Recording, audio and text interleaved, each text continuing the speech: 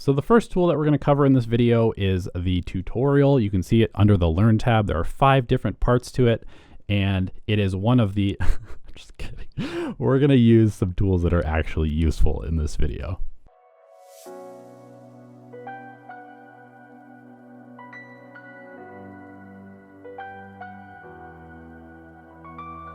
What's up, everybody, and thank you for tuning in to another video here on Dota Alchemy. This one is going to be covering some free tools that I think that everybody can and should be using to improve at the game of Dota 2. And we're not going to be talking about some of the commonly known ones like watching YouTube videos or using sites like Dota Buff. We're going to be talking about some stuff that you guys might not know about or not be utilizing to the fullest of its ability.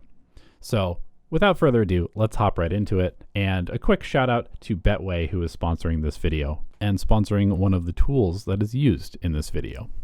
So we're going to start a bit basic here with our very first tool, and that is just the replay viewer. Now, I know most of you guys are probably familiar with the fact that there are replays of every game that you play of Dota 2, but we have gotten so many questions over the last couple of years about how to watch replays, and so I kind of just wanted to explain some of the best ways that you can use a replay to improve at the game. Now, in the replay client, you can watch an entire game and you can watch it at various speeds. You can watch it with different types of vision. There's options to turn enemy vision on or turn enemy vision off. And I think that some of the best things that you can use the replay tool for are things like breaking down team fights that happen very, very quickly and are extremely chaotic. But thanks to the slow motion, you can actually watch a team fight from various different perspectives. You can watch it over and over. You can slow it down so you can see how people's spellcasting and positioning evolves throughout the course of a team fight. And I know for a fact that I've caught myself many, many times where I thought that a team fight looked really bad, and then I went back and watched it during the replay, and I was like, oh, well, if I was there, this would have gone way better. But I was so concerned with my own hero not dying, or that the team fight looked really bad, and so I just made a snap decision and ran. But when you go back and watch these moments in slow motion and with a global perspective, it gives you a lot more context for what's going on. And I truly believe that understanding the replay tool and utilizing it for every game that you might have questions about is one of the most underrated ways that you can improve at the game of Dota 2. I just know that when I'm consistently going back and watching my own replays, I pick up hundreds and hundreds of mistakes that I then learn from and try not to make again. And there have been countless games where I've felt completely at a loss as to what to do in the game. And then I go back and watch the replay and I realize that all of the problems in the game started from this one tiny moment where a rotation was made or not made, or somebody was sitting under a ward that we just never found and dewarded. And with the replay tool, you just get the full picture, and that's very important to understanding a complex game like Dota 2. So tool number 2 is a fun one that I've been playing around with a lot recently myself, and that is the attribute table. And I know that you can access all of this data in the game. You can look at each individual hero and see what their stats are and their stat growth and their attack range and their armor and all of this kind of thing. But there is a very nicely laid out attribute table that you can find on the Dota wiki. And it's been one of the most useful things that I have found recently for theory crafting and trying to figure out what heroes are good early in the game or what heroes might be good at scaling or playing different strategies, because it gives you all of the data on all of the heroes and lets you compare them so you can see how all the heroes stack up against all the other heroes. So most recently, I've been getting a little bit bored of the current meta, and I was just trying to understand what heroes might be overlooked based off of the importance of the laning stage. And so I was looking at this attribute table and just trying to theory craft what heroes might be very good in this early game, early fighting meta based off of their base stats. And we can see that if we're looking at things like armor, or we're looking at just overall base stats at level 1, or the, attack range plus the base HP regen, all of these things are really critical to determining whether a hero is strong in the early game or not.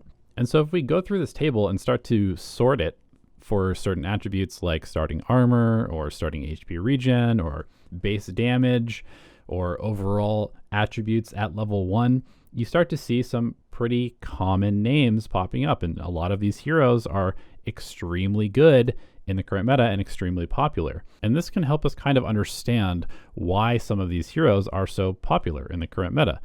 There are certain heroes that are ranking very highly in many of these categories that people would consider to be very important to a good early game hero.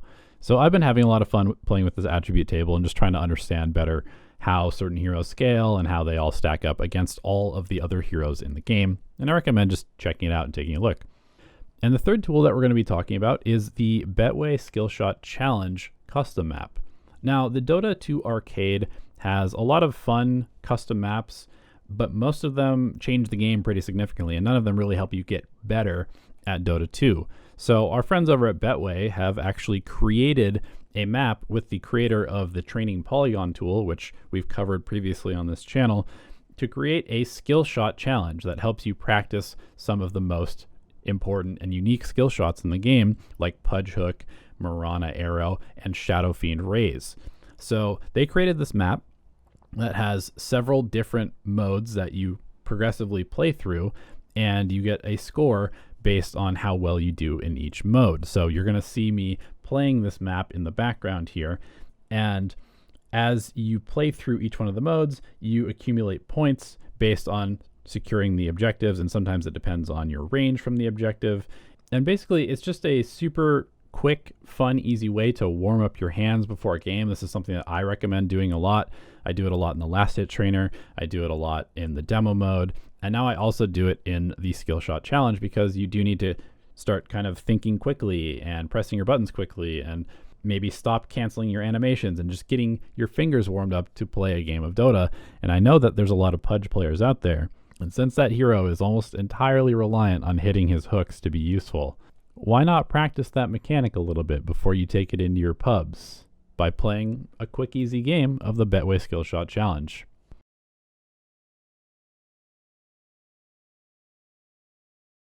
Moving on to our fourth tool, and this one is, again, something in the client, something that everybody is probably aware exists, but maybe something that you are not utilizing to the fullest extent. And that is custom games, and more specifically, custom games with cheats enabled.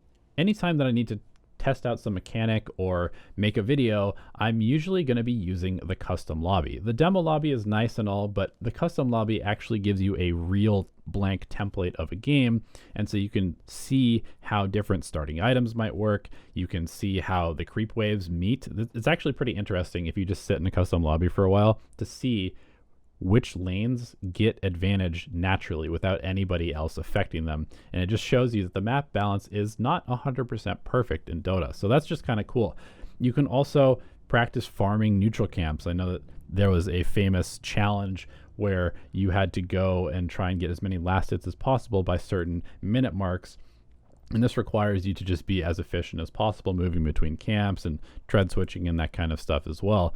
And this is something that you can do in the custom lobby.